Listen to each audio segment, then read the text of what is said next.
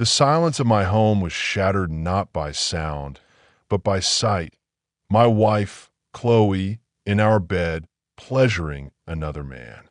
That unholy image, searing itself into my memory, became the unforgivable catalyst for everything that followed. I arrived home unexpectedly early that Tuesday, a strange, gnawing intuition, a phantom chill urging me to check. The usual hum of the house was absent, replaced by a low, guttural murmur from our bedroom. Upon opening the door, the sight before me took my breath away, stealing the very air from my lungs. A sweaty, burly figure, his back to me, was intensely involved with my wife, Chloe, who was arched beneath him, moaning and writhing as if consumed by a primal, insatiable desire. Right there in our matrimonial bed, in our room, under the family photo above the headboard. The smell of sex hung heavy, cloying, mocking. My hand, without conscious thought, flicked on the light switch.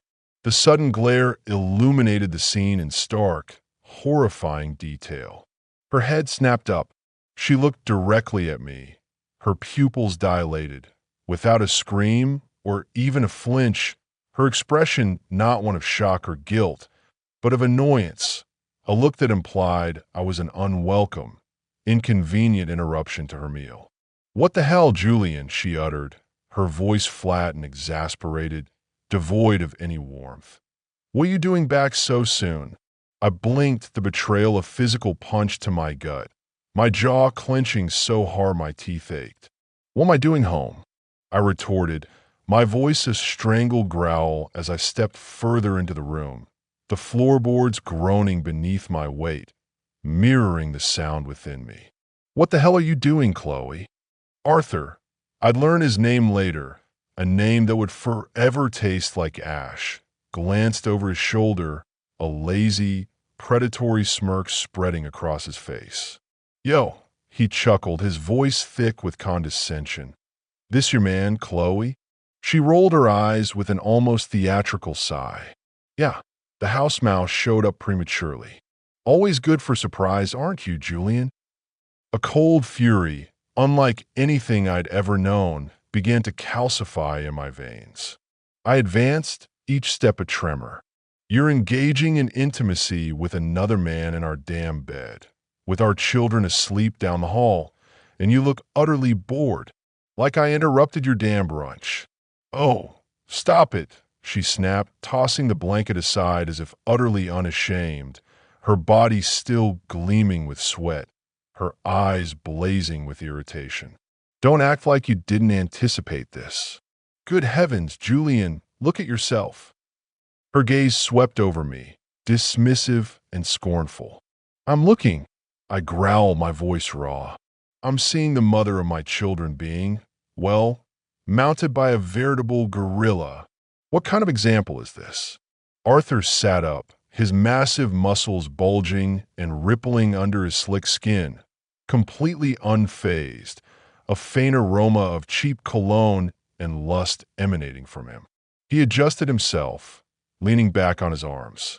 "Want a second round, little man?" I lunged, a primal, red haze engulfing me. My fist was a blur, but he was faster, stronger. He stood up. He was truly massive, a towering wall of flesh and indifference, and discharged his firearm twice into my ribs, the dull, thudding sound accompanied by excruciating pain that stole my breath. Then, with a chilling deliberation, he fired once more directly at my face. My vision fractured into 1,000 shards of light and shadow. The world spun, and I collapsed, unable to breathe or think, consumed only by a searing, all-consuming pain. Darkness swallowed me whole. I regained consciousness in the emergency room, a cold, sterile space bathed in bright, unforgiving fluorescent lights that hummed like angry bees. My ribs throbbed with a persistent, dull ache, tightly bound in restrictive bandages that felt like a vice. The air smelled of antiseptic and stale coffee. Chloe sat in a plastic chair beside my bed, legs crossed elegantly, arms folded, looking as if she were idly waiting for a coffee at a slow cafe, utterly detached from the catastrophe she had engineered. She checked her nails, then looked up, meeting my eyes with an unnerving calmness. "Are you finished crying?" she inquired, her voice flat, as if asking about the weather. I looked up, my head swimming, the drugs making everything hazy. "Who in blazes is he, Chloe?" I rasped, the words catching in my throat. "Arthur," she stated, as if discussing a trivial acquaintance. "My man, and clearly not yours to contend with." I coughed, a bitter, metallic taste coating my tongue. "You engaged in intimacy with him in our bed, with our children right down the damn hall. Do you have no shame?" "If you hadn't stormed in like some action hero, Julian," she countered, her voice laced with weary exasperation, "they wouldn't have heard a thing. That's on you. I had to call your sister to watch them while I hauled your broken self here. It was a complete inconvenience." Her eyes scanned my bandaged chest, then drifted away. "How long has this been going on?" I asked, my voice barely a whisper. She tilted her head, a small, knowing smile playing on her lips. "Since November. You were too busy being utterly tedious to notice." The casual cruelty of her words sliced deeper than any bullet. "Is this the first individual?" I pressed, my heart a leaden weight in my chest. She laughed, a short, sharp, humorless sound. "The first one you caught." "Not the first one, no." I stared at her, disbelief warring with a rising tide of nausea. "You sick, infuriating witch." She leaned forward, her eyes narrowing, a predatory glint in them. "Call me what you wish. Do you honestly think I care? While you were wasting years pretending to be a man, Arthur was reigniting my passion and making me feel something again. He showed me what serene moments truly meant." "You possess no soul," I whispered, the words barely audible. "No, Julian," she hissed, her voice cutting like glass. "I simply ceased pretending you were sufficient. You bore me to tears. You are a mother," I snapped, my voice gaining strength despite the pain. "You are a wife." "Not anymore," she declared, her voice firm and chillingly resolute. "That version of me is gone. Arthur owns me now. He owns every inch of me." "Then leave," I growled, the rage finally breaking through the haze of pain. "Get the hell out of my house. Get out of our lives." She rose, looking down at me as if I were refuse, a bothersome stain on her pristine new world. "I've already moved your belongings to the guest room," she said, her voice laced with triumphant malice. "If you wish to depart, then go. But if you start airing grievances to lawyers, neighbors, or even the heavens themselves, I will utterly ruin you. Do you hear me, Julian? I will annihilate you." I remained silent, breathing heavily, the implications of her words sinking in. She leaned closer, her breath smelling of stale coffee and something acrid, something rotten. "I'll tell everyone. Do you hear me? I'll make you infamous. Everyone will know you the pathetic little fool whose wife was taken by a real man. And your sons will grow up mocking you behind your back, laughing at their weak father. I'll make you a punchline in every neighborhood barbecue. You're proud of this?" I inquired, the bitterness sharp on my tongue. "Arthur owns Prestige Motors. Remember that luxurious dealership you coveted but couldn't afford? Yes, that's his. He's wealthy, he's influential, he performs like a deity in bed, and he knocked you out like a flimsy doll. What's not to be proud of? Then marry him, you woman." I bit back, searching for a word foul enough to encapsulate her. She paused, her smile cold and calculating. "He doesn't want children, and I'm not abandoning mine. So, here's how it works, Julian, dear. You stay, pay the bills, tuck the kids in at night, and I get what I require from Arthur. You're the safety net. He's the blaze. He's the one who makes me feel alive. You think I'm going to accept that?" I challenged, my voice laced with disbelief. You will, she asserted, her conviction chilling. You always do. You complain, you weep, and then you fall into line. That's who you are. That's all you've ever been. You think you can just wander around being unfaithful, and I'll quietly tolerate it, like a cuckolded fool? She smirked, a flicker of something truly vile in her eyes.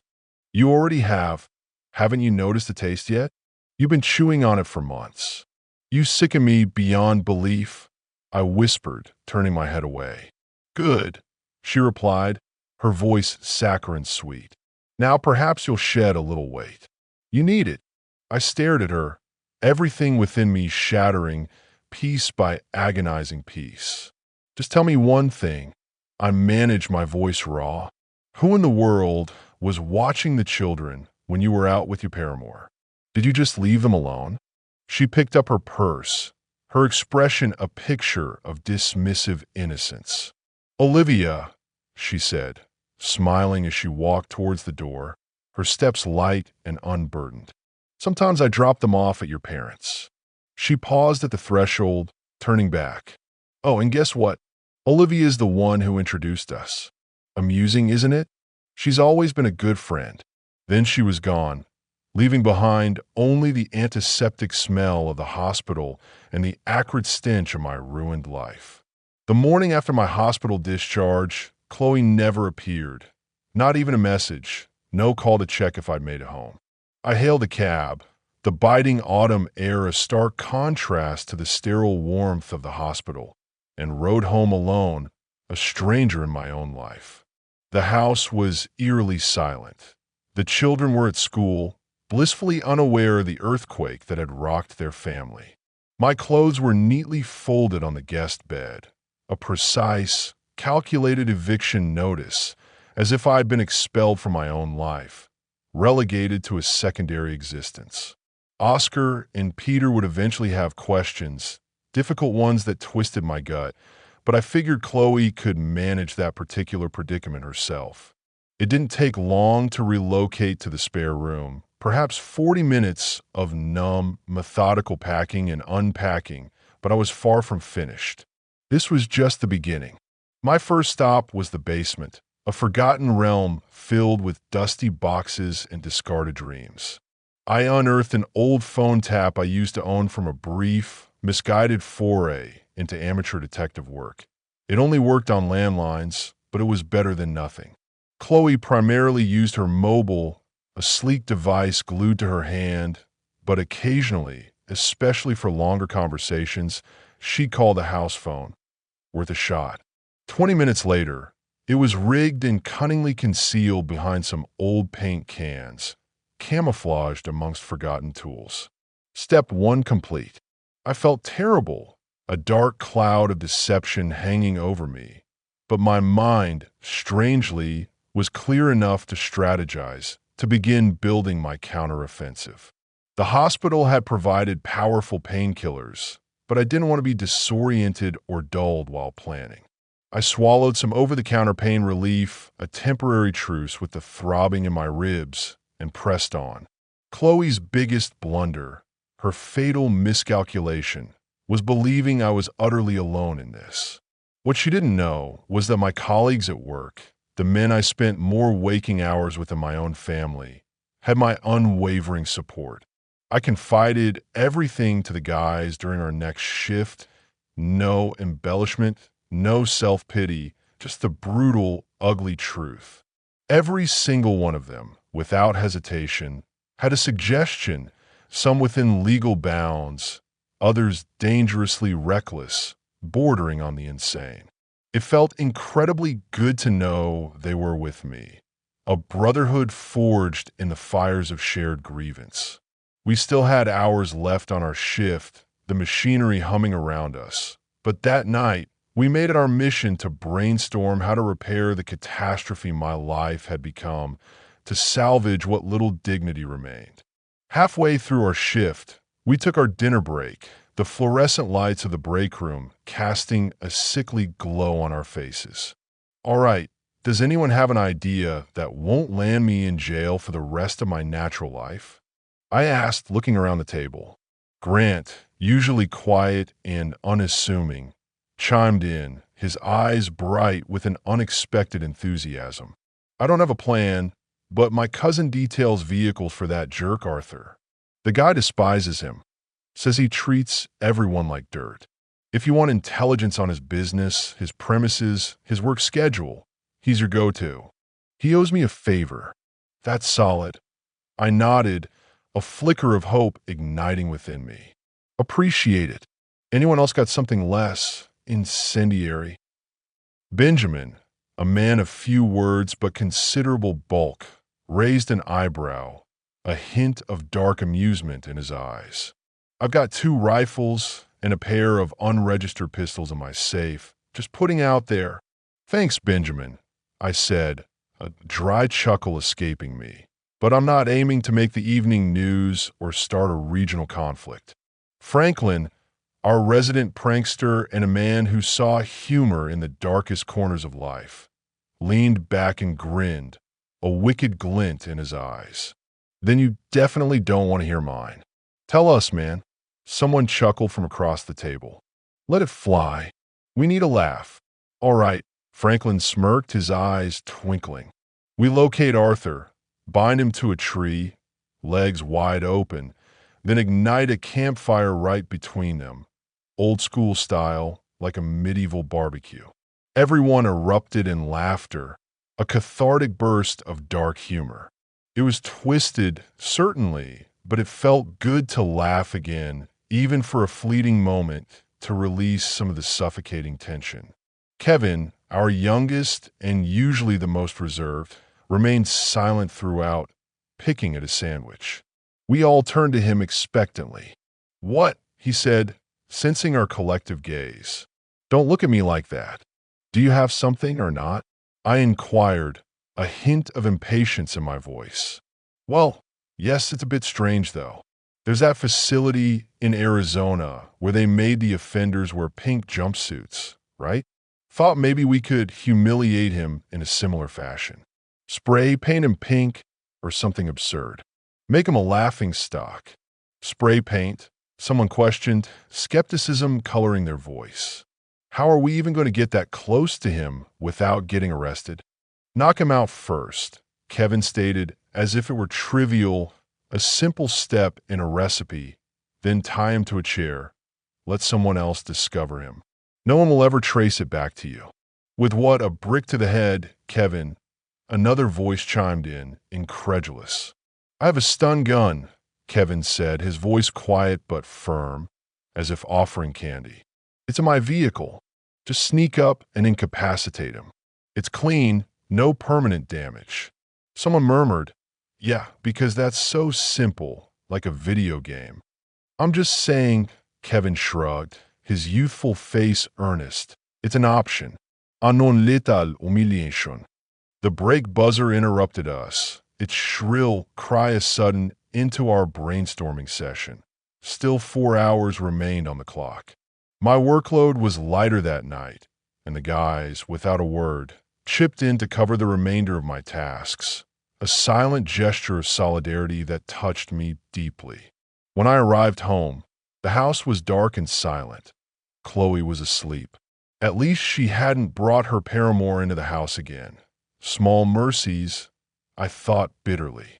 Still, I had no earthly idea what to do next. Most of the crew's suggestions sounded like juvenile revenge, petty acts that would only diminish me further. I might as well leave a flaming bag of canine excrement on Arthur's doorstep. I needed something substantial, something that would genuinely inflict damage, something that would make her feel what I felt without landing me in jail. The next morning, I awoke late. The children had already departed for school, leaving an unsettling quiet in their wake. I heard Chloe in the kitchen, her voice light and airy, likely feigning normalcy for the boys. I showered, shaved, dressed in clean clothes, a ritual of normalcy. Morning, hubby, she said with a smug little smirk as I walked into the kitchen, her voice dripping with false sweetness. Don't I get a kiss? I simply looked at her, my face a mask of cold indifference, turned and walked right out. She wasn't worth a single word, not even the effort of a polite refusal. I grabbed breakfast elsewhere, a solitary meal in a greasy spoon diner, and spent most of the day driving around, clearing my head, the autumn landscape blurring outside my window, attempting to devise a plan that didn't involve incarceration or more pain. I had another night shift approaching, so I didn't want to squander energy on unproductive anger. One thing was certain: I wasn't eating at home again, not under her roof, not sharing her air. Dinner breaks with the crew were the only times I felt remotely sane, the only moments of genuine human connection, and I couldn't even tolerate the smell of Chloe's cooking without feeling nauseous. Work continued as usual until the next break, the rhythmic clanging and whirring of the factory a monotonous backdrop to my internal turmoil. "Yo, Julian," Kevin said, pulling me aside, his voice conspiratorial. "I've got that stun gun in the glove compartment. Take it, even if it's just for self-defense. You never know." He looked proud, as if he'd just gifted me a legendary sword, a relic from forgotten war. "Have you ever used that thing?" someone asked, curiosity piqued. "We can test it out now." Kevin grinned, a mischievous glint in his eyes. "Any brave volunteers?" The entire room groaned in unison. Nobody had a brilliant strategy, nothing that felt right, but every single man was ready to stand by me if I devised one that truly mattered, one that would deliver justice. That mattered more than anything. I returned home to silence again. Chloe was either asleep or feigning it. It didn't matter. I was on the graveyard shift again, which perpetually disrupted my sleep, turning weekends into a confused blur of exhaustion. But I had time, a precious commodity, and I was far from done. I rose earlier than usual, the morning light a pale gray. Oscar and Peter were practically bouncing off the walls when I mentioned Playtime Palace, their eyes wide with excitement. I figured we'd be out for half the day, giving Chloe space, perhaps peace, though I doubted she truly valued it. She didn't object. In fact, she seemed almost pleased we were leaving, a flicker of relief crossing her face. I was tying my shoes in the hallway, about to usher the boys out, when she said it. "Julian, I need you to take a few days off next week," Chloe stated casually, as if asking me to pick up milk from the corner store. I paused, my hand still on my laces. "For what?" "Arthur's friend, Walter, is arriving from Motor City," she said, sipping her coffee with an air of sophisticated nonchalance, as if she weren't about to drop a bombshell that would shatter the last shards of my composure. "We're considering a brief cruise to Cancun, 3-4 nights maximum." I turned around slowly, my mind struggling to process the implications of her words. "We?" She didn't even blink, her gaze placid. "Yes, me, Arthur, Walter, Olivia's coming too. It's going to be fabulous. If you can't take the time off, perhaps your parents can watch the boys. They adore their grandparents." I stood there, staring at her as if she'd sprouted horns and a tail, the coffee cup suddenly heavy in her hand. "Let me understand this," I said, my voice dangerously low, controlled. "You're asking me to take time off work so I can supervise the children while you embark on a damn cruise with 2 men, one of whom is your paramour and his friend?" "Don't be dramatic, Julian," she said, dismissing my outrage with a careless wave of her hand. "Walter's with Olivia. They've been close forever. It's a couple's trip." "Oh, well, dem," I drawled, nodding like an idiot, a sardonic smile twisting my lips. "I suppose that makes everything perfectly acceptable. My mistake. Go ahead and let your paramour team up with you on a vessel. Just make sure Olivia keeps the camera steady when you're engaging in your serene moments on the high seas." She narrowed her eyes, her placid mask cracking. "You're being an absolute jerk, Julian." Uncalled for. I stood up straight, my hands clenched into fists at my sides. "No, Chloe, I'm being realistic. You don't even attempt to conceal this garbage anymore. You're off on a vacation with your paramour and his companion, and you have the audacity to ask me to babysit while you engage in intimate activities in international waters? Are you serious? You're overreacting, she snapped, her voice rising. It's not like that. It's just a trip. Like hell it isn't. Do you think I'm oblivious to what's been transpiring under my own roof? You and Arthur have been intimately involved behind my back for months, and now you desire a couple's retreat with matching companions? Watch your mouth, she barked, her face flushing crimson. You're speaking about me and my friends. I am watching it, I said, my voice calm, chillingly so, and you're fortunate I don't start screaming loud enough to wake the entire damn neighborhood. You want to play this game? Fine, but don't insult my intelligence while you're at it. She crossed her arms, her chest heaving. I've managed everything around here for years, Julian. You wouldn't know what to do without me. You're useless. Really? I inquired, my eyebrows raised. Because from what I'm observing, you're not doing everything. You're just doing everyone. Phew, she hissed, her eyes blazing with fury. I smiled a tight, grim smile. I already have someone else for that, remember? You just ensured that. She stared at me with pure venom, her body rigid. You keep running your mouth. I swear I'll ensure you don't see those boys without a fight. I'll take them from you. Oh, so now you care about the children? I barked, a harsh laugh escaping me. Where was that concern when you were intimate with Arthur while they were asleep across the hall? Don't play the mom card now, sweetheart. You already folded that hand months ago. I swear, Julian, no, I swear. I cut in, stepping closer, my voice low and menacing. You go on that cruise, don't come back. Not to this house, not to this family, not to these boys. You want to cohabit with a car dealer from Riverbend City and his hired companion? Do it. But don't expect me to sit here, playing Mr. Nice Guy, while you desecrate everything we built, everything I believed in. Then pack your belongings and leave, she said coldly, her voice shaking with rage. I'm not going anywhere, Chloe. This is my home, my children. Oh, I'll leave, I said, grabbing my key from the hook by the door, the metal cold against my palm, but not before I inform your parents why their daughter transformed into a cheap escort. They deserve to know the truth. And I'll tell yours you couldn't satisfy your wife if your life depended on it, she hissed, her voice filled with a desperate spite, which is precisely why I had to find someone who could, someone who actually knew what serene moments were. I stepped to the door, my hand on the doorknob. Enjoy Cancun, Chloe. Just hope your cruise comes with a life vest, because one day all this filth you're swimming in, it's going to drown you.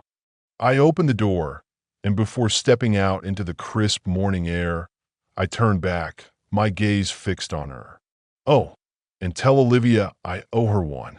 Seriously, that introduction was the best favor she ever did for me. Now I know exactly what kind of people I'm dealing with. Thanks for the heads up.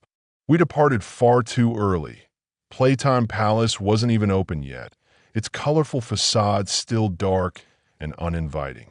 So, I took the boys to Craftsman's Corner, the local craft store near our residence, a place I hadn't visited in years. They were old enough now to manage those intricate model kits with minimal assistance, their small fingers surprisingly adept.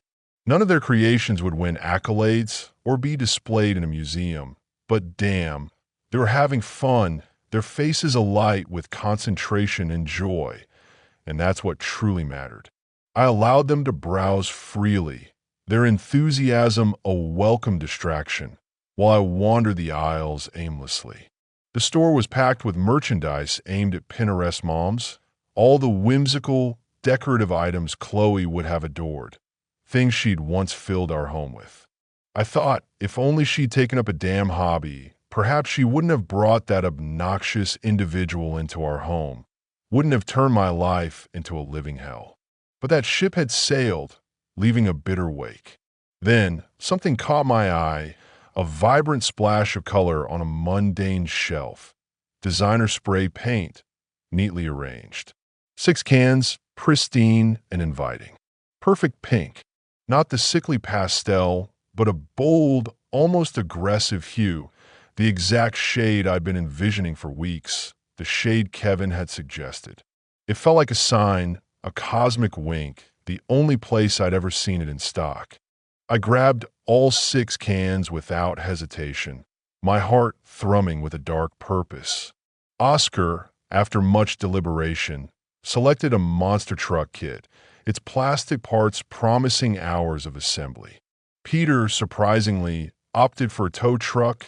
I hadn't even realized they produced those in plastic, but it seemed to capture his imagination.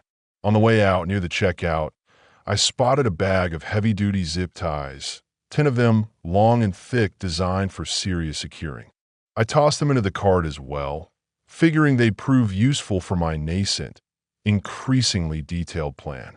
By the time we left Craftsman's Corner, Playtime Palace was open, its lights blazing, its cheerful music a beacon to tired parents. We spent 4 glorious hours there, fueled by the boys' boundless energy, demolished 2 greasy pizzas, and by the end, the boys were blissfully exhausted, their faces streaked with ice cream and faint smiles. We swung by a grocery store for inexpensive bread, then headed to Willow Creek Park, a tranquil oasis with a shimmering pond, to feed the ducks, their quacking chorus a peaceful sound. We lingered until late afternoon, enjoying the crisp air and the golden light, then proceeded to my parents' house, a familiar refuge. My mother and father were delighted to see us, their warmth and unconditional love a balm to my raw soul. They cooked a hearty dinner, their kitchen filled with comforting aromas, and spoiled the children rotten, their laughter echoing through the house.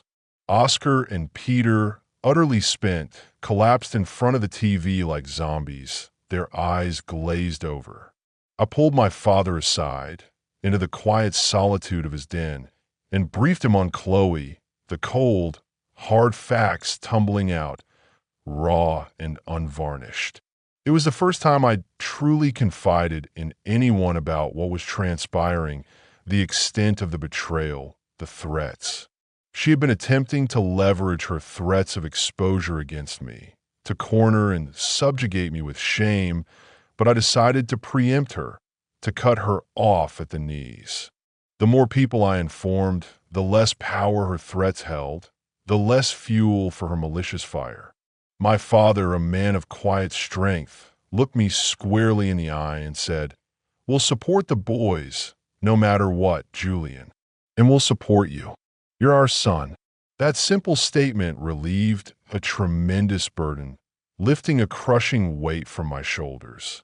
At least now I had some leeway to act, some breathing room, without subjecting the children to further turmoil or uncertainty. Later that night, around 9, I called Chloe, the receiver cold against my ear. "We're staying at my folks," I said, my voice devoid of emotion. "I have the car. Don't wait up." The next morning, we visited the Morning Griddle, a local diner known for its towering breakfast platters, and devoured a mountain of pancakes and bacon amongst the 3 of us. When we returned home, Chloe was still unconscious in bed, presumably having slept off whatever late-night activity she'd engaged in. I started the lawnmower, its roar a surprisingly satisfying sound, then checked on the children, who were already immersed in their model kits, tiny plastic pieces scattered around them like jewels. The sun was out, the sky was flawless, a perfect autumn day, but I allowed them to remain indoors and pursue their activities, preferring to keep them away from Chloe for as long as possible. I resolved to spend the day tending to the yard, hedging, mowing, trimming, all the tasks I neglected in my haze of despair. I took my time, enjoying the physical labor, chatting with a few neighbors as I worked, subtly planting seeds. I had my own clippers, but I borrowed hedge trimmers from Marcus Thorne across the street, a friendly, garrulous man. His wife, Martha, operated the local gossip network, her ear to every keyhole, so I made sure to drop a few tantalizing hints. I told Marcus there might be some unfamiliar individuals visiting because Chloe was entertaining her gentleman friends while I was at work, a polite euphemism that carried a heavy implication. I added, "It shouldn't be an issue unless they get loud. If they do, please, for the sake of the neighborhood, call the authorities. I work nights. I can't supervise a circus." Then I ambled over to Leonard Finch, a church board member who seemed to involve himself in everyone's affairs, a self-appointed moral compass for the entire block. I needed a spark plug wrench anyway, a convenient excuse. While I had him cornered, adjusting the wrench, I apologized for Chloe's, adventurous behavior lately. Leonard's eyes lit up like Christmas, his face a roadmap of scandalized delight. 10 minutes later, I had provided him with enough information to keep him buzzing for weeks, enough to ensure Chloe's reputation would precede her. I skipped lunch, fueled by righteous indignation, powered through the yard work, and finished around 4. A quick shower, washing away the sweat and grime. Then I treated myself.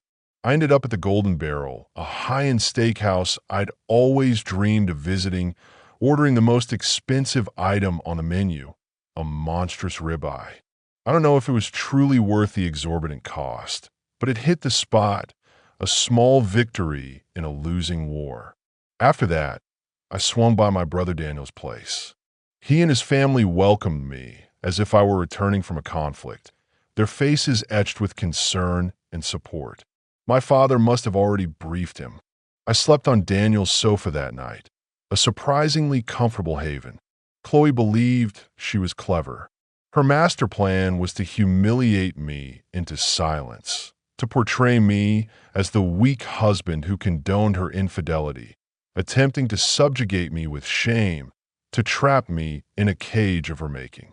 A cunning plan, indeed, designed to break my spirit, but it disintegrated like a flimsy umbrella in a hurricane in less than a week. I informed everyone, friends, family, neighbors, even the mailman. She had nothing left to hold over me, her threats rendered impotent. And the best part? I made her appear unstable, a veritable community nuisance, the subject of whispers and knowing glances. She sought power. Instead, she received exposure, a humiliating public unveiling. I stopped by the house the following morning, intending to change into my work clothes. I didn't even make it past the hallway. Chloe was waiting, arms folded, her face contorted with barely suppressed fury, eyes blazing with impotent rage. "When in hell did you tell the neighbors, Julian?" she snapped, stepping into my personal space, her voice trembling. "Adam said you told people I run a damn brothel." I deliberately dropped my keys on the table, the metallic clatter echoing in the tense silence, slow and calm, a calculated provocation. "Come now, don't be dramatic, Chloe," I said, my voice annoyingly reasonable. "I didn't say you run one. I merely advised them not to be alarmed if unfamiliar men consistently appear while I'm toiling away at work. I was simply being a good neighbor." She jabbed a finger in my chest, her nail almost piercing my shirt. "That's blatant slander, Julian. You're ruining my life." I shrugged, feigning indifference. Is it a creative interpretation of reality? The truth often hurts, darling. Her nostrils flared, her breathing shallow and rapid. "You're ruining my reputation, my good name." "Oh, please," I said, walking past her toward the bedroom, my steps slow and deliberate. I didn't reveal anything that wasn't already half obvious. You parade Arthur around as if he owns the place. Now you're planning cruises with his associate. I simply thought I'd get ahead of the gossip, save you the trouble of explaining yourself. "Who else did you speak to?" she demanded, her voice a strange shriek, following me like a shadow. I turned, leaning against the doorframe of the bedroom, a smirk playing on my lips. Everyone, I said, savoring her reaction. The Hendersons, the people across the street, the mailman. Hell, even Ms. Evans inquired if you were offering a loyalty card for repeat customers. She seemed quite interested. Screw you, she screamed, her face contorted with rage. You're trying to make me look like some kind of home wrecker. I stared at her, my expression blank. You're a home wrecker, Chloe. I merely saved you the effort of concealing it. You did the heavy lifting. She stormed closer, her hands clenched into white-knuckled fists. You want to humiliate me? Make yourself feel like a man again? Is this what makes you feel powerful now, Julian? Is this your serene moment? I chuckled, a low, humorless sound. Nah, that ship sailed a long time ago. You humiliated yourself, sweetheart. I'm just the guy sweeping up the shattered fragments after you threw the damn family through the window. Don't flatter yourself. She clenched her fists tighter, her body trembling. You didn't have to involve my family in this. I didn't, I said, my voice calm, almost gentle. Not yet. I've remained silent with your parents and your sisters. But hey, you might want to get ahead of it. It would be a shame if they heard it from someone else, wouldn't it? Her voice cracked just a little, a hint of genuine fear slipping through her rage. You're turning everyone against me. You're isolating me. I narrowed my eyes, the last vestiges of my pity for her draining away. You accomplished that all by yourself the night you surrendered yourself in our bed to your paramour. That was all you, Chloe. She slapped me then, a sharp, stinging blow across my cheek. It didn't hurt, not truly. It merely made her appear even more pathetic, more desperate. Feel better? I inquired, my voice flat, unimpressed. She recoiled, breathing heavily, her chest heaving. You always believe you're so damn clever, she muttered, her voice barely audible. You act like you've won something. You act like you're invincible. I checked my watch, a theatrical gesture. Don't flatter yourself. I didn't win. I simply stopped losing. And now I have 10 minutes left with my sons before I clock in. So, unless you have something worthwhile to say, something that isn't a childish tantrum, I'm done here. I turned to go upstairs, a ghost of a smile playing on my lips. The boys still love me, she called out behind me, her voice shrill. No matter what nonsense you feed them about me. A pause at the top step, look back, my face calm, almost serene. I don't have to feed them anything, Chloe, I said, my voice soft but firm. They observe what's real. Children always do. And what they observe will speak louder than any of your lies. That night at work, the factory floor seemed to hum with a new, dangerous energy. Grant delivered the intelligence, precise and detailed. Prestige Motors closed sharply at 9 on Thursdays, and Arthur, ever the control freak, preferred to manage payroll personally, alone, in his office. The premises were cleared so he wouldn't be disturbed. Not even the janitor lingered, a ghost in the vast, empty showroom. Kevin, with an almost scientific precision, demonstrated how the stun gun operated, a quick, sharp crackle of electricity. Nobody had volunteered to test it. Shocking, I know, pun intended. We had a solid plan, refined and rehearsed, and I honestly didn't care if it backfired on me. If I were arrested, so be it. I'd divulge everything to the press, local news, morning radio. Hell, I'd post it online myself. Arthur DeMarco was going to experience repercussions, one way or another, even if I went down with him. That week, I treated home like a locker room. I'd shower, change, rest for a few hours, then depart again, a phantom in my own house. I hadn't consumed a single meal in that house since the day I returned to find my clothes folded on the guest bed, as if I'd been evicted, a permanent strike against Chloe. Then Thursday arrived, a day etched in my mind. I orchestrated a convincing breakdown with my truck a few blocks from work, leaving it conspicuously stranded, and had Kevin pick me up a plausible alibi. No one at the factory complained as long as the production numbers were satisfactory and we weren't compromising the product. Safety gear, masks, gloves, goggles ensured we all appeared identical anyway. At 8:30, as the last of the day shift filtered out, I slipped out the back service door of the factory. The guys, a silent, unwavering team, covered for me by rotating stations, creating a few empty spots here and there, but nothing suspicious, nothing that would raise an eyebrow. Everyone took bathroom breaks. No one tracked them. The objective was to create the illusion that I had never left the building. I entered through the back service door at Prestige Motors, a key given to Grant's cousin from Arthur's own office, went directly to the restroom, and waited in the stale darkness, listening to the muffled sounds of the city outside.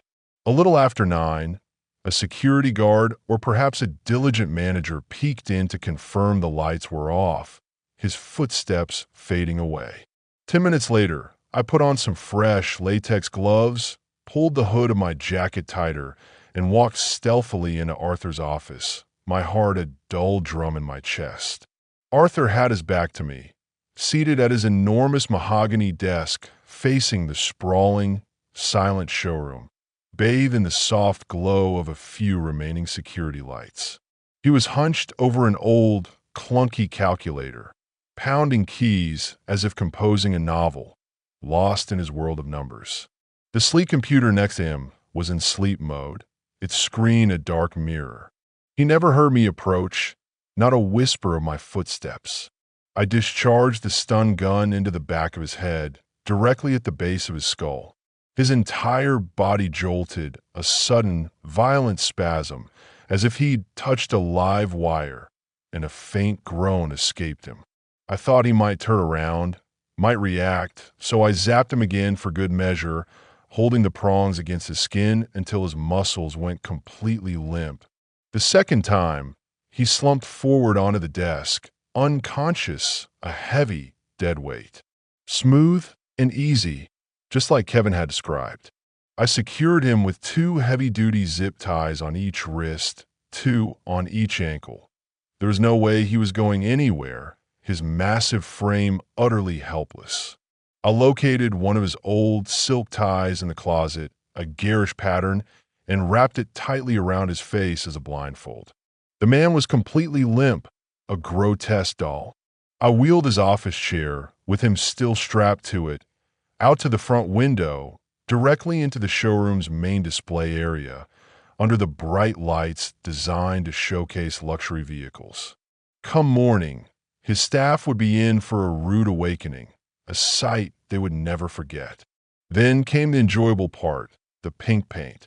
I retrieved the cans from my bag, the cool metal cylinders heavy in my gloved hands. It required more than I anticipated. His expensive clothes absorbed it quickly, soaking up the pigment. So I had to apply 3 liberal coats, ensuring a vibrant, shocking hue. I depleted almost all 6 cans, leaving only a few drops, but it worked perfectly. He looked ridiculous, like a giant, grotesque flamingo in restraints, a masterpiece of public humiliation. Once he was entirely pink, a glowing beacon of my contempt, I began cleaning up, carefully wiping down any surfaces I might have touched, figuring he might awaken mid-task, but no, still profoundly unconscious, a statue of pink humiliation. I removed the blindfold and checked the time. Everything was on schedule, perfectly executed. Then I noticed something amiss, something chillingly wrong. He wasn't moving at all. Not a twitch, not a shallow breath. A sudden, sickening dread began to rise in my throat. I checked for a pulse on his wrist. Nothing. I thought perhaps the gloves were interfering with the sensation. Removed one, and tried again. Still nothing, just cold, lifeless flesh. I tried his neck, as they do in films, pressing my fingers hard against his carotid artery. Nada. My heart began to pound, a frantic drum against my ribs. I even gently tapped his eye with a pen, a morbid curiosity, hoping for a blink, a twitch, any sign of life. No blink, no twitch, nothing. My stomach plummeted, a lead weight dragging me down. I started sweating profusely, a cold, clammy film on my skin, but my brain strangely shifted into autopilot, a primal survival instinct kicking in. I meticulously wiped down everything I might have touched, every surface, every doorknob, every light switch. I pocketed the necktie, a grisly trophy, and quickly, methodically, snipped off all the zip ties, leaving pale, ghostly band around his wrists and ankles, making him look like a strange, pink raccoon, a final, absurd detail. I double-checked everything, surveyed the scene one last time to ensure no trace remained, then got the hell out of there. A phantom leaving no footprint. On the way back to the shop, my mind racing, I discarded everything: gloves, empty paint cans, the necktie, the stun gun, directly into a storm drain, sending them into the unseen currents of the city's underbelly. 10 minutes later, I was back at my station, installing brake pads as if nothing had occurred, my hand steady, my face unreadable. Not a single soul noticed I had ever left. After our shift ended, the usual tired chatter filled the locker room. But for me, there was only one story to tell. I recounted the entire story to the guys, every chilling detail, their faces grim, their eyes fixed on me. They didn't flinch.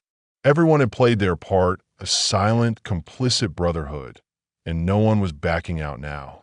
Franklin whistled low, impressed, a mixture of awe and morbid fascination in his expression.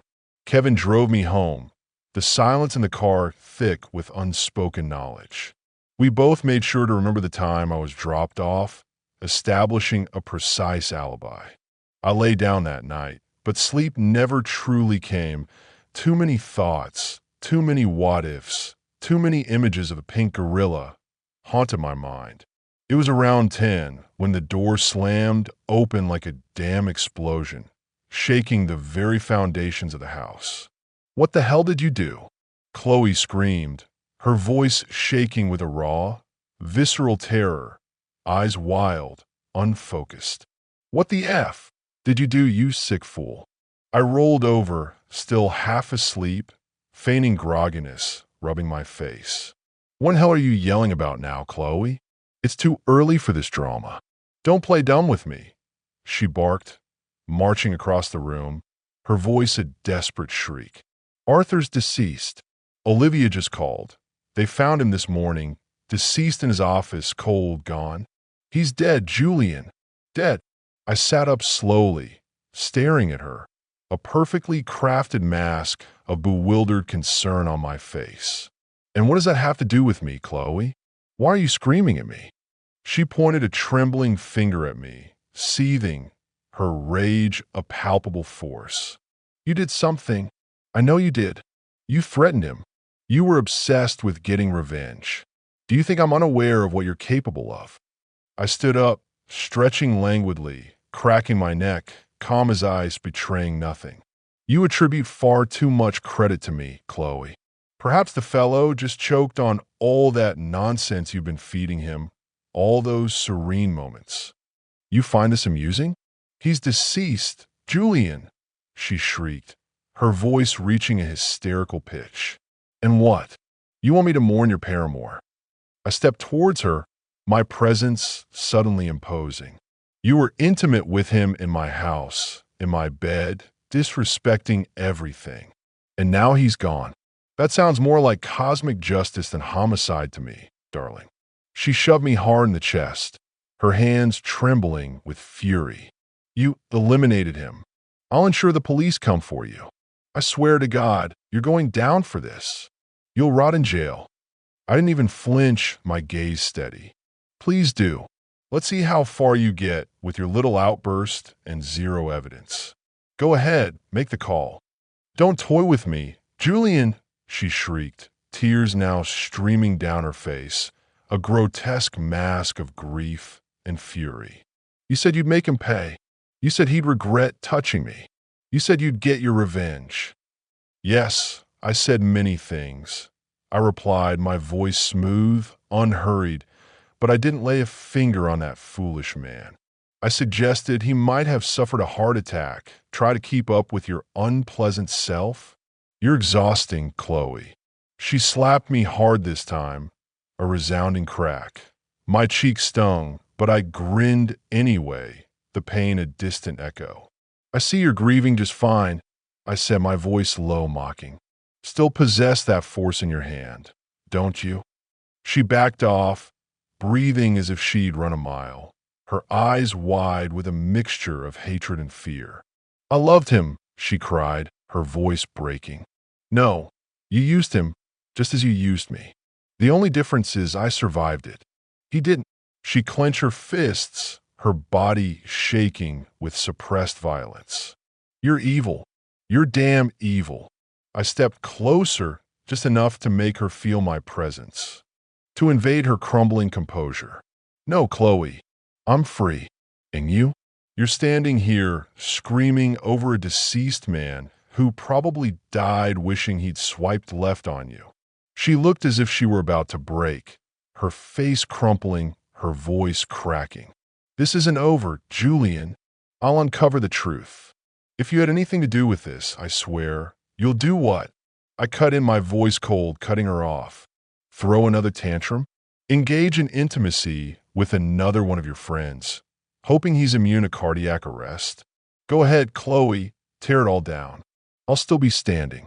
And guess what? You don't scare me anymore. Not a single bit.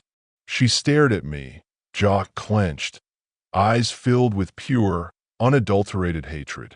Then she turned and stormed out, slamming the door so hard a picture frame depicting a smiling, oblivious family fell off the wall and shattered. That was the second time she'd yelled that in 5 minutes. No way I was getting back to sleep. I rolled out of bed, the sheets tangled around me, and got into the shower. I took my time, enjoying the long hot water, letting it wash away the grime and the lingering tension, a slow, meticulous shave, even splashed on expensive aftershave, just to spite her, to assert my reclamation of this space. I never made it to the coffee. There was a tall, dark-suited man standing in the living room, talking to Chloe, his voice calm, authoritative. Short haircut, serious demeanor, a quiet strength emanating from him. Yes, she had called the authorities.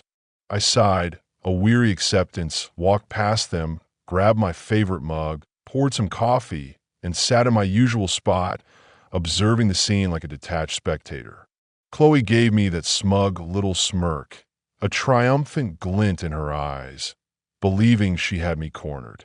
The man sat down too, his gaze steady on me. Mr. Julian, he said, his voice deep and measured. I'm Detective Darnell Green. I'm investigating Anthony DeMarco's passing last night. Your wife mentioned you two had a disagreement last week. Would you mind answering a few questions about that? No problem, I said, taking a slow sip of coffee, maintaining my calm facade. But not here. He raised an eyebrow, a flicker of surprise in his eyes. Where then? Your office. Not my house. My children live here, and I prefer not to discuss sensitive matters in their home. Is that acceptable? Chloe's face fell, her smugness evaporating. She clearly thought she'd have a front row seat to my interrogation, to my humiliation. Your vehicle or mine, Mr. Julian? He inquired, his tone respectful. I'll meet you. Got something to do first. Which office? Room 206, second floor, back corner, elevator, then turn right. See you there within the hour. I tied my shoes, meticulously, calmly, emptied the coffee into the sink, and gave her a wide, unsettling grin. You're going to get what you wanted, darling. Just perhaps not in the way you envisioned. She narrowed her eyes, her face a mask of confusion and suspicion. What in hell does that mean, Julian? I didn't answer, just walked out, leaving her to stew in her uncertainty. 10 minutes later, I was in room 206 with Green, the sterile quiet of the police station a stark contrast to the chaos of my home. He asked all the pertinent questions, his gaze sharp, probing. I provided clear answers, no hint of nervousness, my story consistent, logical. I told him plainly that I had a motive, a very strong one, for which I would make no apology, but absolutely no opportunity, having been at work with multiple witnesses. He was firm but composed, not an imbecile, his questions leading but never accusatory. Then he stated that Arthur had succumbed to heart failure. He had a pacemaker, an implant I knew nothing about. It turns out stun guns and pacemakers do not mix, a fatal combination. They had observed the faint, telltale marks on his neck from the stun gun, but no other signs of struggle or forced entry. I told him I regretted the man's death, that I harbored no wish for him to die, but I wasn't saddened by it, my voice flat, honest. He gave me the classic "don't leave town" directive and said he'd verify my account with my coworkers. Honestly, it felt somewhat thrilling, like a dangerous game of chess. He shook my hand. I sensed he didn't dislike me, perhaps even found my candor refreshing. I grabbed some food at a nondescript diner, watched the local news, a brief segment about a deceased businessman with no family to claim him, a sad, anonymous death. That was Arthur. Then I cleared out my joint accounts, transferring everything to a new, private one, and had a proper breakfast, feeling a strange lightness. Still had matters to attend to. When I returned home, Chloe was gone. Her car was missing, and the house felt eerily quiet, as if a storm had passed, leaving only debris. It took 30 minutes to move her belongings into the guest room, a small, cramped space, and mine back to its rightful place. The master bedroom, a tiny closet, a battered dresser. I laid her items out for her to deal with, a silent statement of intent. I checked the basement recorder. Nothing new, just her usual inane chatter. I collected all the important documents, bank statements, insurance papers, titles. Luckily for me, the Volvo, her prized possession, was mine, having been purchased with money from my inheritance, not hers. I stashed everything in a folder under the truck's seat, a safe, private repository. Then I called work and informed them I was taking 2 weeks off, citing personal reasons that they seemed to understand implicitly. A few hours later, she walked in, looking surprised I was still home, her face a mixture of confusion and annoyance. I gave her a slow, smug grin, a silent challenge. "Welcome back, darling." She narrowed her eyes, suspicious. "When hell is this, Julian? Who in hell are you pretending to be now?" I led her directly to the guest room, opened the door, revealing her neatly stacked piles. She looked inside, stunned, her jaw dropping. "What the F is this? What have you done?" I smiled wider, enjoying her distress. "Your new domain, Chloe. Excuse me, from now on, I'm in the master bedroom. You're in here. Start moving your junk. Anything not in the closet by dinner goes in the trash. Simple rules." Her voice rose sharply, an angry crescendo. "You've lost your damn mind. I can't fit all my stuff in this shoebox. It's impossible." "Then you don't need it," I said, shrugging. "Simple mathematics. Less clutter, more clarity." She stepped closer, enraged, her hands clenched. "That's not happening. I don't know what kind of power trip you're on, Julian, but it ends now. You're dead meat." I turned to leave, leaving her sputtering. "Then you'd better hurry up before garbage day," she shouted after me, her voice trembling with fury. "You cold-hearted fool." That was the third time she'd screamed that name at me. I guess I'd hit a nerve, a raw spot in her self-perception. While she fumed in the guest room, her impotent rage echoing through the house, I dropped her purse on the kitchen table and began gathering what I needed. First, her phone, a sleek, expensive model, then the car keys from her wallet, the plastic cards cold in my hand. I removed her driver's license, credit cards, debit card, kept what mattered for myself, and returned the rest to her empty wallet. I retrieved the Volvo's car title from my truck, a decisive document, drove the Volvo across town to a friend who dealt in used cars, a discreet, trustworthy individual, and sold it for a fair price, no questions asked. He promised to move it out of town after clearing payments, erasing its presence. I still pocketed a few thousand, enough to feel a measure of triumph. I was about to grab a taco, my stomach rumbling, when my phone rang, a jarring sound. "You fool! Where's my damn phone, and where in hell is my car?" She was calling from the house line. Perfect. I could check the logs later, confirming her desperation. "Sorry, darling," I said, affecting a tone of exaggerated regret. "Had to sell it. Got to pay a lawyer to clean up the mess you dumped on me. It's expensive, you know. I'll buy you a new ride once I'm out of jail, assuming I go to jail, of course." She continued screaming, so I simply hung up, her enraged voice abruptly cut off, and turned off my phone, basking in the silence. That call made me consider that a lawyer might not be such a bad idea. After all, a professional barrier between us. Either way, I was done with the marriage. No rush, though. My tacos were ready, and they tasted like victory.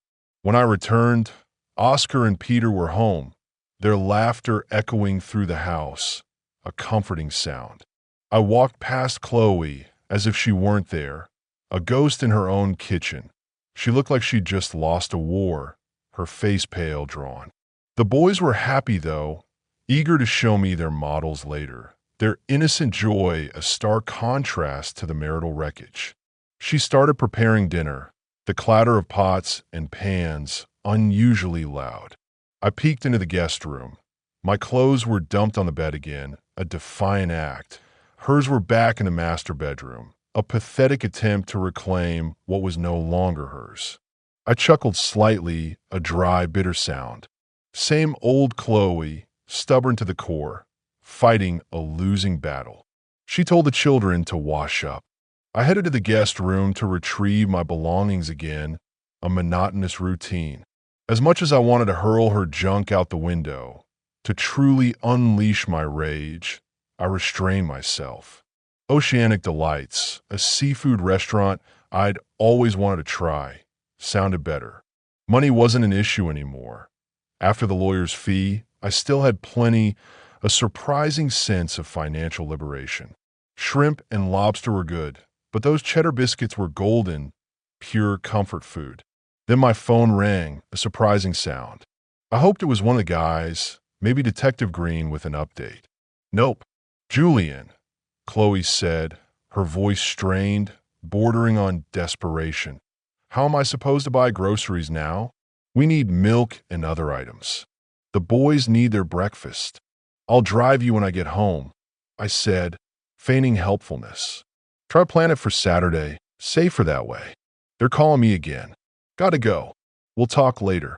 I hung up, leaving her to ponder her predicament. The second call came from Kevin, his voice low and urgent. Green spoke to the entire crew. "Julian," he said, individually and in groups. "Everyone corroborated your story, confirmed you were on shift. Floor manager Thomas swore you never left your station, not for a minute. You're in the clear, man. I wasn't a genius, but I had loyal friends, men who wouldn't betray me. If someone truly wanted to pin Arthur's demise on me, perhaps they could, but no one seemed to care enough. It seemed to dig deeper." I arrived home just in time to put the boys to bed, their sleepy faces a reminder of what truly mattered. Chloe was on the sofa with a glass of wine, her face a mask of weary resignation. I grabbed a cold beer, sat down in my chair, the silence punctuated only by the distant hum of the refrigerator. No TV, no distractions. Good time to talk. So I said, "How's your plan to make me appear weak progressing, Chloe? Is that working out for you?" She didn't utter a word, merely slammed her glass down on the coffee table, rose abruptly, and went to bed, her retreating figure stiff with resentment. I finished my beer and went to check the recorder in the basement, a clandestine ritual now. The first call was to her sister, Sylvia. She confessed everything, sobbing hysterically. Sylvia was aware of the affair and fully supported it, offering platitudes and sympathy. The next call was to her mother. That one was different. Her mother had no clue, her voice filled with confused alarm.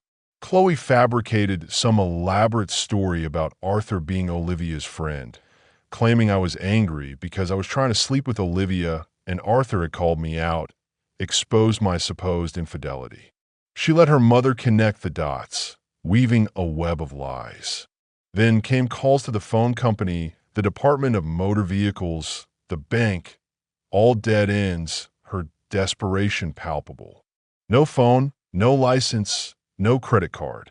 She was frantically scrambling, truly isolated. The last call was to Olivia, peculiar, since she lives just down the street. But fortunately for me, I discovered Walter was arriving from Motor City, and Chloe was planning to lay low until he arrived, until her muscle showed up. Walter, Arthur's friend, was coming for revenge. The next morning, the boys and I left early before she even awoke. Escaping the tension, we returned after lunch, the house still heavy with unspoken animosity. The first thing she did was demand a ride to the store, her voice imperious despite her helplessness. No car, no license. I guess I was her taxi now. That night, she cooked while I checked the recorder again, a chilling routine. Walter had landed. The first person he called was Chloe, his voice thick with anger and grief. He believed every damn word she said, swallowed her lies whole, and promised retribution, blood for blood. Arthur and Walter had grown up together, a bond forged in childhood. He wasn't letting this slide. He gave her his address and told her to call when the coast was clear, when I was asleep. She called Olivia right after, sounding giddy like a schoolgirl, her earlier desperation forgotten in the thrill of impending revenge. I stared at the recorder, stunned by her capacity for manipulation and betrayal. I didn't even know who this woman was anymore, the stranger living under my roof. I suppose I shouldn't be surprised. I had eliminated her boyfriend, albeit unintentionally. Before bed, I grabbed some fast food, a safe, unadulterated meal. The lawn needed mowing again, so tomorrow I had an excuse to stay outside and avoid the drama, the brewing storm within. Around 11, her parents showed up to take the boys for a sleepover at Grandma Miller's. No one had informed me, but I didn't argue. School night. She said they'd be back in time. I was hungry. I'd skipped breakfast, so lunch came first, a quick, functional meal. After a quick shower, I headed over to Julian's place, the local diner, not wanting to risk anything in the house. Chloe never mentioned me not eating at home anymore. She and Walter were too preoccupied plotting revenge, their focus solely on me. Honestly, it was almost comical, their clumsy, amateurish scheme. Their plan, as I pieced it together from the wiretap. After Chloe and I went to bed, Walter would sneak in through the back deck. She'd leave the door unlocked, making it appear like a robbery gone wrong. I'd get shot, a tragic, plausible accident. If anyone heard the commotion, Chloe and Olivia would call emergency services, play the terrified victims. Amateurs, I thought, utterly transparent. Then I remembered I hadn't changed the life insurance, a sudden, cold dread washing over me. I kissed Chloe goodbye, genuinely sweetly, a final, ironic gesture. She flipped me off, classy as always as I left. I had dinner at my parents' place and stayed most of the night, letting the hours tick by. Before I left, I borrowed my father's snake charmer, a short, compact 20-gauge shotgun, just right for what I had in mind, for a precise, painful lesson. Back home, Chloe was in bed with the light on, fake reading a novel, feigning innocence. One new message flashed on her phone. Olivia bragging about how Walter had rocked her world all day, a crude detail I didn't need. said everything was set for tonight, the green light for my own little serene moment. It took me 20 minutes to swap the shells, working in the dim light of the bathroom. I dumped the buckshot and filled them with rock salt from last winter, the coarse granules stinging my fingers. I didn't want Walter dead, just incapacitated, a painful but non-lethal reminder of his foolishness. The same with Arthur. I didn't intend to eliminate him either. Perhaps Walter's heart was stronger, more resilient. I didn't check the back door, just in case Walter was already watching, observing from the shadows. I had to trust it was unlocked as Chloe had stated, a calculated risk. I stripped to my boxers, messed up the bed a bit, making it look like I was just settling in for the night. No coffee, so I grabbed a cola from the fridge, the cold can of comfort, sat in my favorite armchair facing the back door, phone by my side, and waited. He appeared a little after midnight, a dark silhouette against the dim patio lights. As soon as I saw him on the deck, a hulking shadow, I calmly called emergency services, informed them someone was breaking in, and stated I was terrified for my life, my voice shaking with a practiced fear. I remained on the line, listening to the operator's instructions. The patio door slid open with a soft, almost imperceptible sigh. Walter crept in, a dark predator. I allowed him 2 steps into the living room, then fired. The first shot struck his legs, the blast of rock salt sending him flying back through the door, a guttural scream escaping him. The second shot knocked him off the deck entirely, shattering the railing with a loud crack. He hit the ground with a sickening thud, screaming, groaning in agony. Good. Rock salt burns like hell, leaving a lasting, fiery pain. The blast echoed through the house, a deafening roar. My ears rang deafeningly, temporarily deafened. I switched on the light, flooding the room with stark, unforgiving illumination. Chloe came running in from the bedroom, screaming hysterically. I couldn't even hear her over the ringing in my ears. I walked to the door, looked down, and saw a silence .22 caliber pistol lying on the floor next to Walter, a nasty little toy. Chloe kept yelling, a high-pitched, unintelligible shriek. I slowly raised the shotgun towards her, its barrel glinting. She immediately fell silent, her eyes wide with terror, and bolted back into the bedroom, slamming the door shut. Walter was still groaning, writhing on the ground. It looked like his ankle was shattered, twisted at an unnatural angle. Too bad, so sad I thought, a grim satisfaction settling in. 10 minutes later, the police arrived, sirens wailing in the distance, then abruptly cutting off as they pulled into the driveway. I placed the shotgun gently on the floor, its barrel still warm. One officer, a burly man with kind eyes, grabbed my phone, told dispatch everything was under control, that the perp was down. Anyone else in the house? They asked, their voices calm but firm. Yes, Chloe. She's in the bedroom, quite distressed. They brought her out. A grave error, it turned out.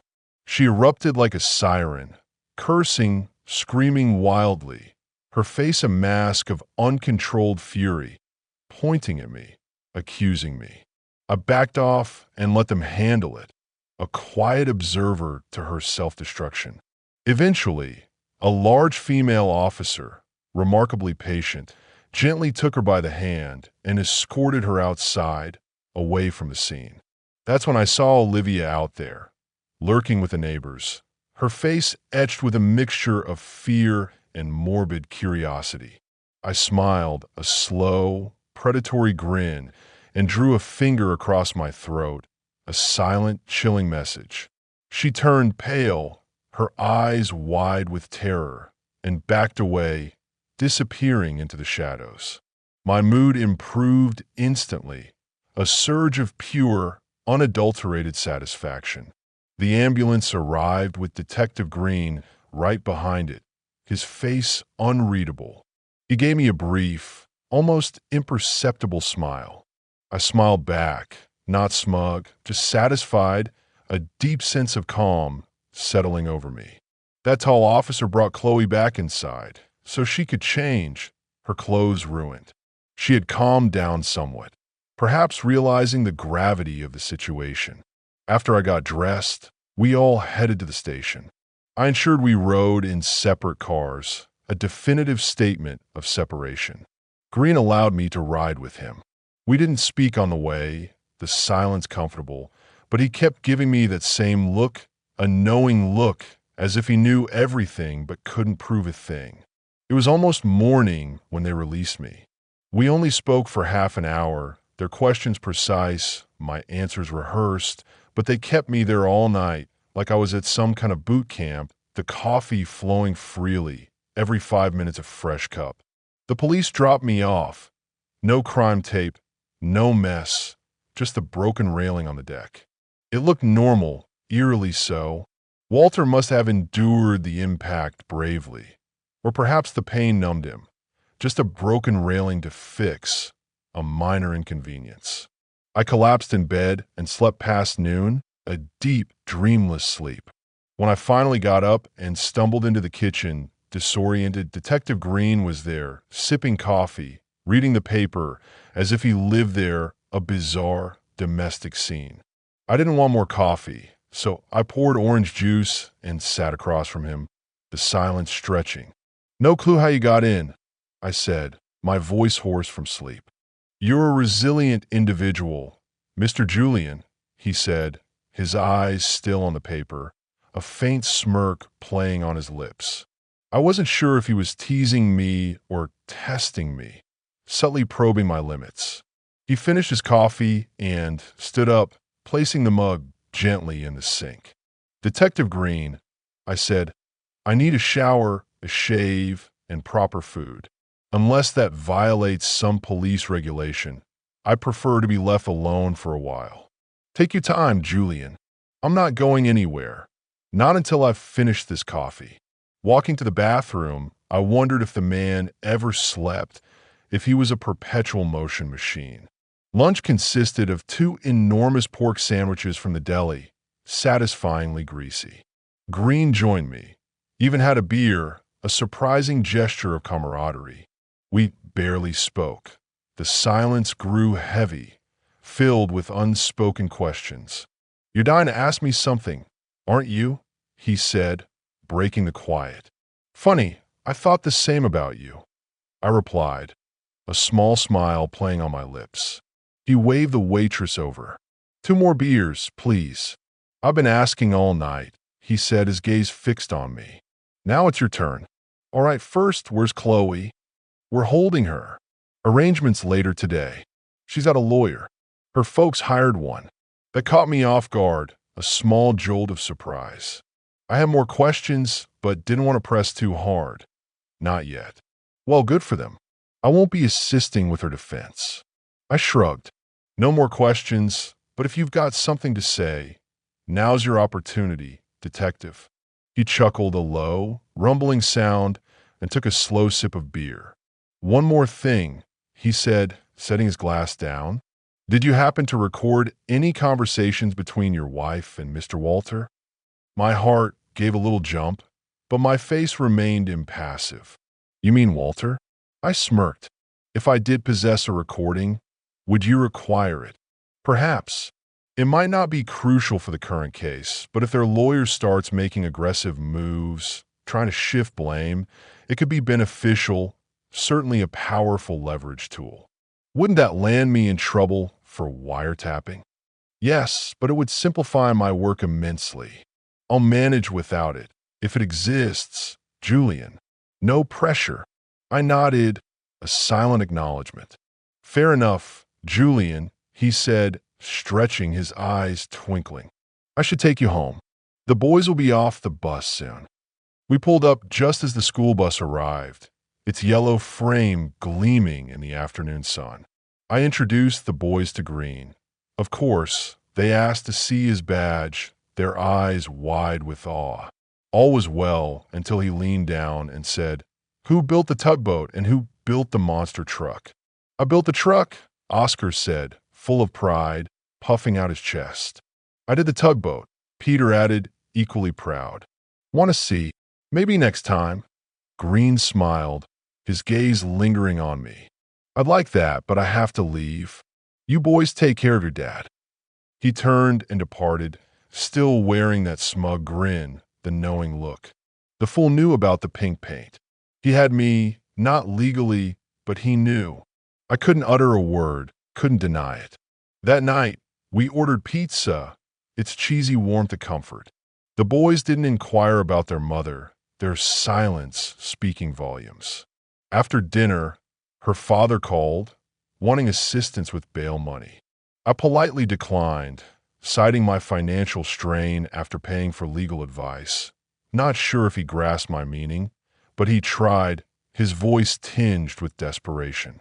I asked where she'd stay. He paused, a heavy silence on the line. With us, he said finally, a defeated sigh. So the boys and I loaded her belongings into the truck, everything that still remained in the guest room, and dropped them off at her parents' place. No drama, no discussion, just a silent, definitive transfer. Back home, as the last light faded, I noticed a moving truck at Olivia's house, its large form silhouetted against the twilight.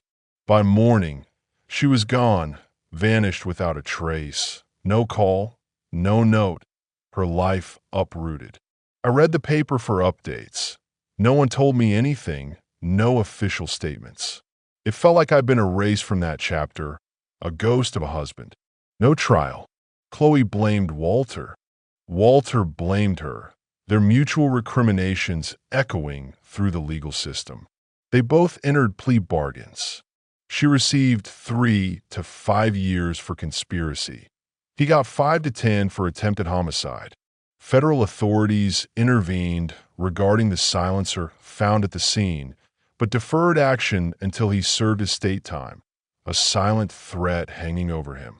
Green never brought up the recording again, the unspoken truth between us. Olivia vanished for good, a forgotten casualty. My father was pleased to retrieve his shotgun, saying I could borrow it any time, a dark humor in his voice. He laughed when he said it, a sound of shared understanding. I served Chloe the divorce papers as soon as she began her sentence, a final, decisive act. She didn't contest it, her spirit broken, her fight gone. We hadn't spoken since the night Walter was injured. I sold the house, a painful but necessary step, and moved in with my parents. I couldn't manage the boys alone, not with my unpredictable schedule. Work took me back. They offered day shifts, a concession to my new reality, but I declined, needing the routine, the structure. Once a month, without fail, I drove the boys to Azure Grove Correctional Facility, its imposing walls a stark reminder of Chloe's new reality. I stayed in the car, parking at a distance, preferring not to witness the intimate, painful exchange. They were usually out in under an hour, their faces somber but resilient. Sometimes they'd sit outside, drawing in the dirt, throwing pebbles. I watched through the fence, a silent protector. I never asked about those visits, told them not to tell me anything, not a single detail. That was easier for everyone, a boundary I needed. Then the call came, a jarring intrusion into my quiet life. Hello, Julia Mercer? Yes, this is Evelyn Hayes. Detective Green told me to call. We need to talk. My stomach dropped. What's this about? I asked, my voice guarded. Arthur DeMarco was my brother. Crap. Just when I thought I was in the clear, the past clawed its way back. I don't think this is a good idea, I said, my mind racing for an escape. I'm sorry for your loss, but I can't assist you. I hung up before she could say more, my hand trembling slightly. 2 days later, she called again, persistent. Julian, please. I just want to say something. Detective Green said you're fair. A dealership would be best, but wherever is convenient for you. I paused, considering my options. Meet me Saturday, 10 a.m., Grand Automotive Showcase. I'll have my boys with me. They enjoy vintage cars. I didn't know what she wanted, but meeting in public with the boys felt safer, a layer of protection. I wasn't using them as shields, just as insurance, a deterrent. If she truly was Arthur's sister, she was likely Italian. And if she was Italian, that meant hot blood. And if she had hot blood, I needed to be cautious. At that point, I realized I was overthinking it immensely, my paranoia getting the better of me. I needed a beer, a strong one. I called Green, my voice tight. What's going on with this woman, Green? Is this a setup? Relax, Julian, he said, chuckling, his voice calm and reassuring. Just meet her. Stop panicking. You'll be fine. Easy for him to say. He hadn't eliminated her brother. Prestige Motors was enormous, far more than I expected, a testament to Arthur's ambition.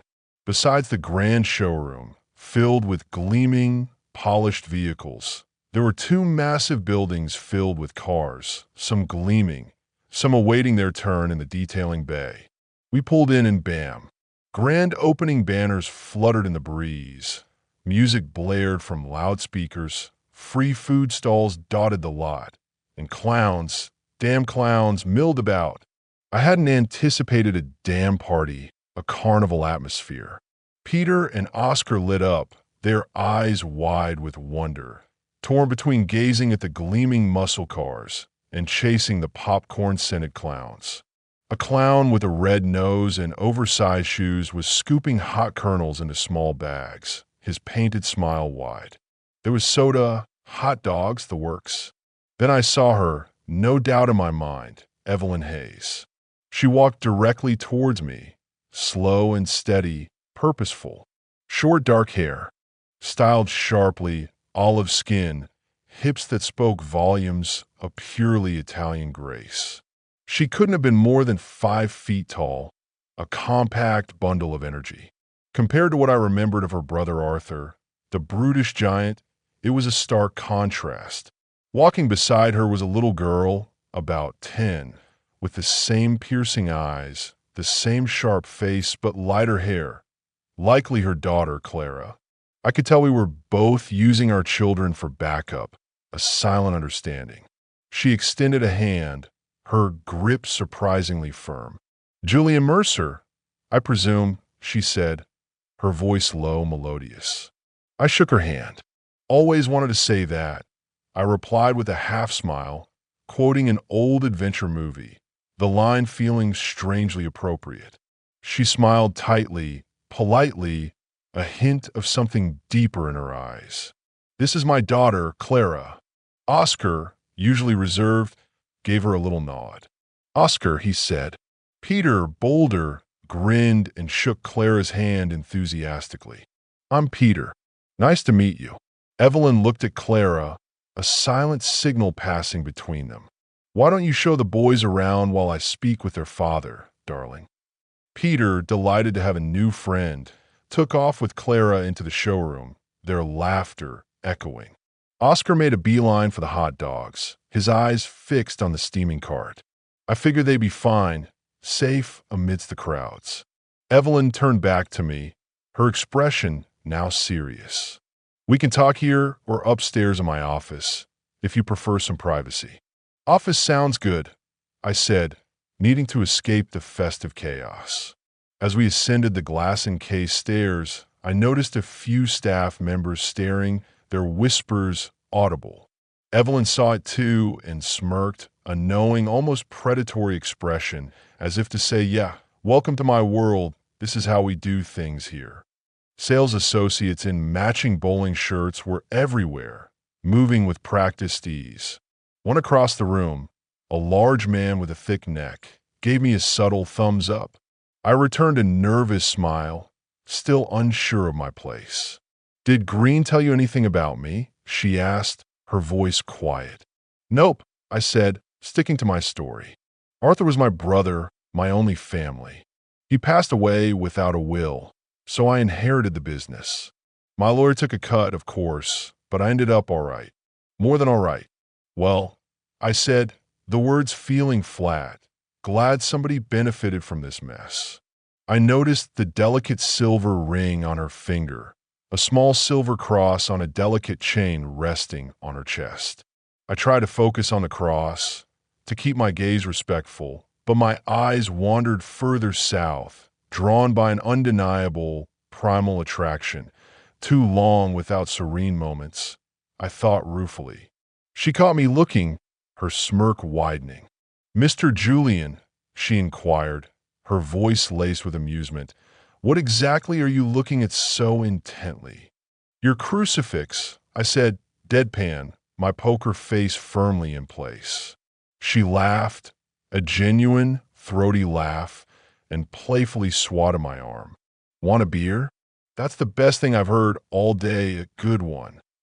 She bent over to retrieve drinks from a mini fridge discreetly tucked under a counter, affording me a view I wasn't prepared for, a tantalizing glimpse.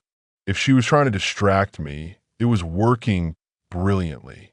She handed me a cold can. We both took a slow sip. "Evelyn," I said, the beer a welcome bite, "I'm still unsure why I'm here. I should probably get back to the boys. Make sure Oscar hasn't eaten himself sick. You can call me Evelyn. Mind if I call you Julian?" "Go ahead." "Are we done here?"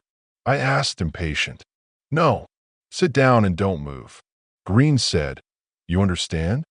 "You listen to Green." I shut up, realizing her steel beneath the charm. Maybe it would proceed faster that way. "Arthur was a fool," she said flatly, her voice hardening. "A cruel individual. He deserved what he got. As messed up as it sounds, I wanted to thank you, Julian. From the bottom of my heart." My stomach flipped, a sudden lurch. Was this a setup? Was Green in on it? A trap? My eyes dropped to her chest again, instinctively searching for a hidden microphone, my paranoia flaring. "Are you recording me?" I asked, my voice low and suspicious. "Really?" she said, her eyebrows raised in genuine disbelief. "No. Why in hell would I do that, Julian? What kind of person do you think I am?" I drained the can, the cold liquid doing little to quell my rising anxiety, still not trusting it. "Maybe I should check on the boys, just to be sure." "Sit down," she said, her voice firmer now, no longer playful. She eased up a little, sensing my discomfort.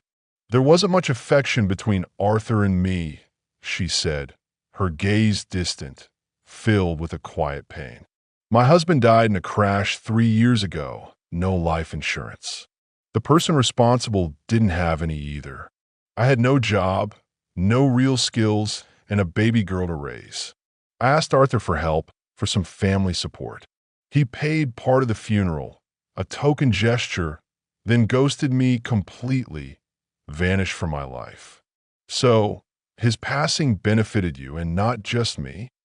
I asked, needing clarification. "Yes, and it benefited you too," she said, her eyes meeting mine, a shared secret between us. "Perhaps we should both just be grateful and let it go. Move on." She finished her beer, gave me a half smile, a hint of something deeper in her eyes. "You don't want to discuss this anymore, do you?" she asked, her voice soft. I stood up, feeling a profound sense of closure. "No, Eveline, I really don't. I'm ready to move past it." "Wait," she said, her hand reaching out, stopping me. "I need your help, Julian. You're the only one who can." My guard went up instantly. "What do you want?" "I want you to come work here," she said, her voice clear and decisive. "Be my general manager." I stared at her, as if she'd grown a second head, utterly incredulous. "You're out of your mind. I don't know a damn thing about selling cars, especially not luxurious ones like these. I'm a mechanic, a factory grunt." "I know," she said, a faint smile on her lips. "I have people for that part, experts in sales and finance." "Then why me?" She looked down at her shoes, then around the elegant office, as if searching for the right words, for a way to articulate her unusual request. Finally, she looked at me, her gaze steady, serious. "Did you notice how my staff looked at you when we came up here?" she asked, her voice low. "Yeah," I said, remembering their strange expressions, like they wanted me dead.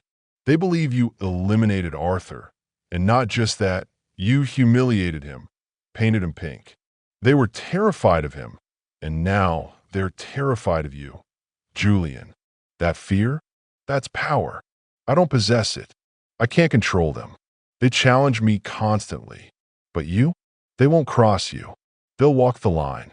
So, you want me to stand around and be intimidating? Be your bouncer?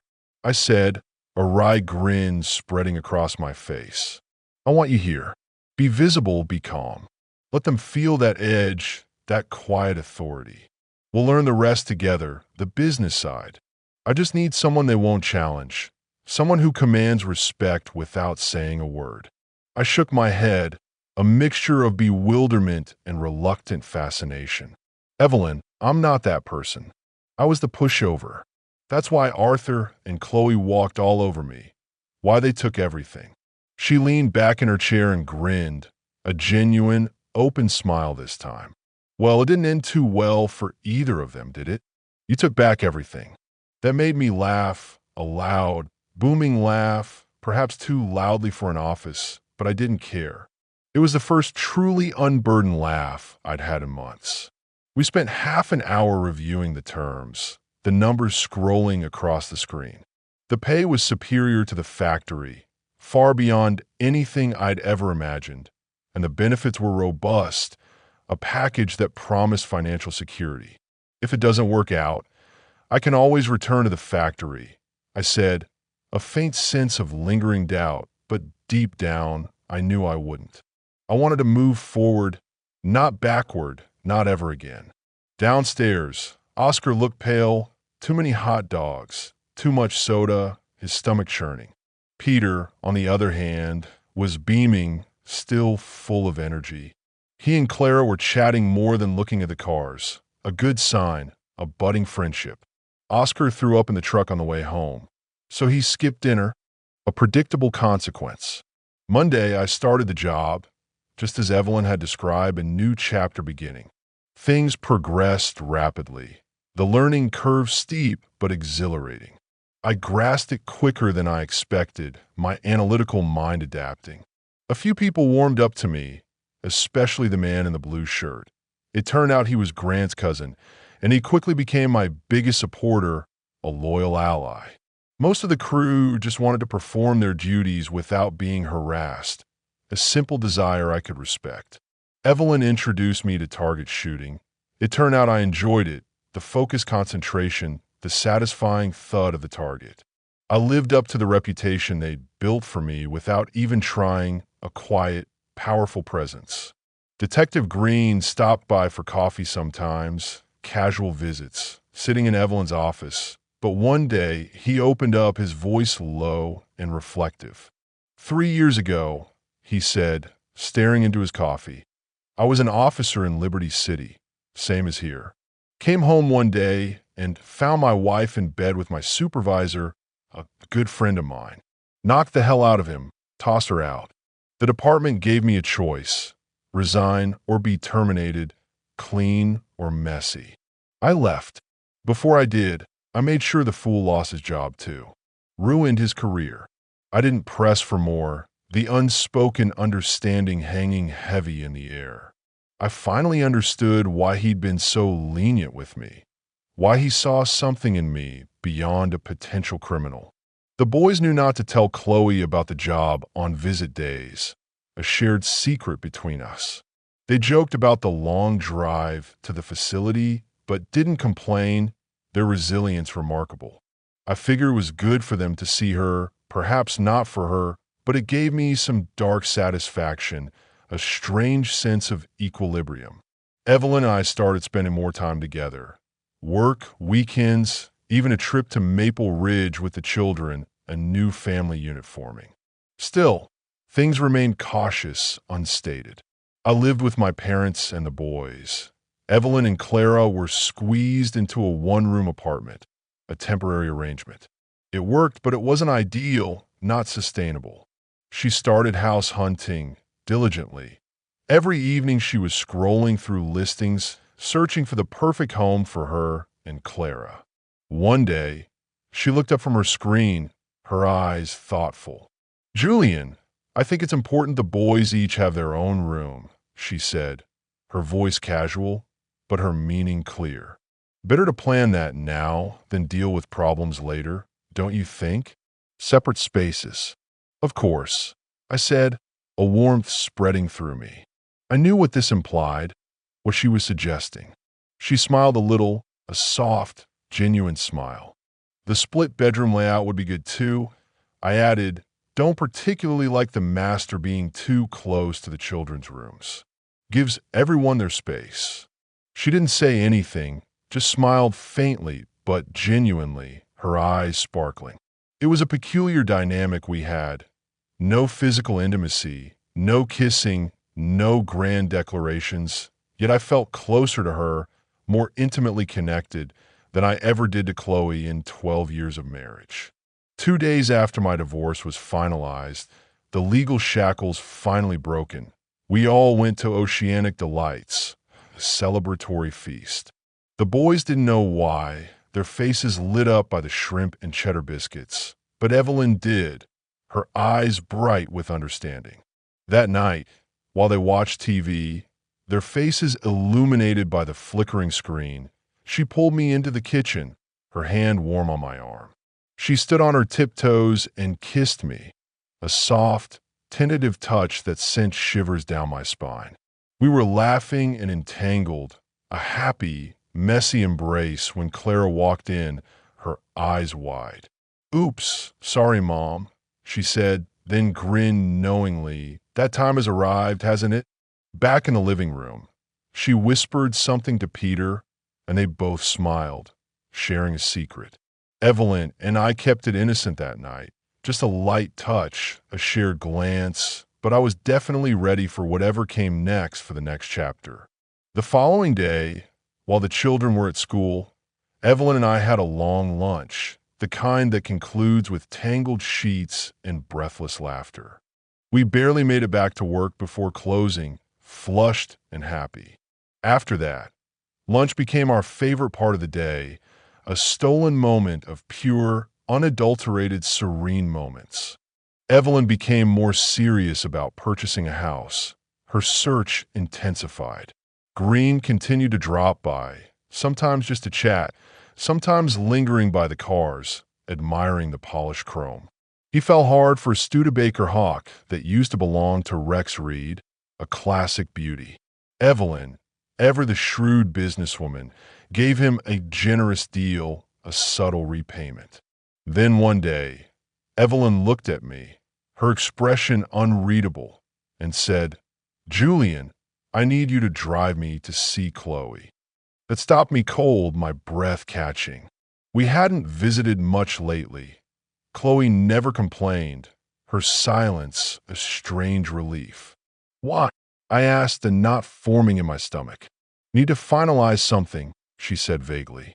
"Like what, Evelyn? What could you possibly need to finalize with her?" "Just things. Tie up loose ends. Do you want me to go in with you? I understand if it's too difficult." "No, just drive. I'll handle the rest. I'll be fine." It was a warm fall day, the leaves a riot of color when we arrived at Azure Grove. Since visits were outside, I parked close to the fence, watching the inmates milling about. 10 minutes later, I watched Evelyn and Chloe sit at a picnic table, their figures small in the vast yard. At first, they looked like two old friends catching up, sharing a quiet conversation. Then Chloe's smile vanished, replaced by a scowl. She stood up, leaning over the table, her body rigid with anger. Evelyn didn't move, her composure unshaken. Then Chloe snapped, her rage boiling over, and lunged at her, a desperate, futile attack. Guards ran in, their uniforms a blur, grabbed her, dragged her back inside, screaming like a maniac, her voice carrying across the yard. Evelyn strolled back to the car as if nothing had happened, her steps light, unburdened. She opened the door, got in, buckled up, her movements fluid and unhurried. I stared at her, my jaw slack. What in hell just transpired, Evelyn? What did you say to her? She smirked, a wicked glint in her eyes. Your ex is quite sensitive, Julian. Very emotional. We drove in silence for a few minutes, the tension slowly easing. Then she looked over and said, I just said hello. Introduced myself. She was all smiles at first, thought I was on her side, that I was there to commiserate. I didn't correct her. What did you tell her, Evelyn? I pressed, curious about her strategy. Told her I came from Baltimore, said I wanted revenge on me. That's what she assumed I meant, of course, that I wanted revenge on you, Julian. And what did you really mean?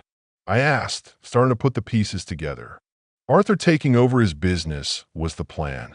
You can get revenge on a deceased man, sure, she shrugged, but you do it by living your life to the fullest, by taking everything he had. She wanted revenge, and I delivered it, just not in the way she expected. Amusing, I said, a slow smile spreading across my face. She asked for updates, said she wanted every detail, and then Evelyn grinned, a truly mischievous, triumphant grin. I told her I planned to eliminate you. I blinked, genuinely stunned. That's it. That's what set her off. By serene moments, she added, laughing, a pure, unadulterated sound. I said I'd engage in intimacy with you until you were utterly exhausted, until you couldn't take another step, that she'd never have a moment of peace thinking about our serene moments. I shook my head, unable to contain my own laughter, a joyous, cathartic sound. That's what provoked her? I guess she didn't appreciate the mental image.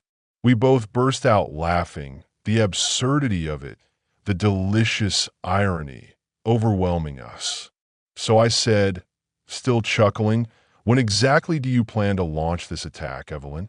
I need to prepare myself. As soon as we hit the next motel, Julian.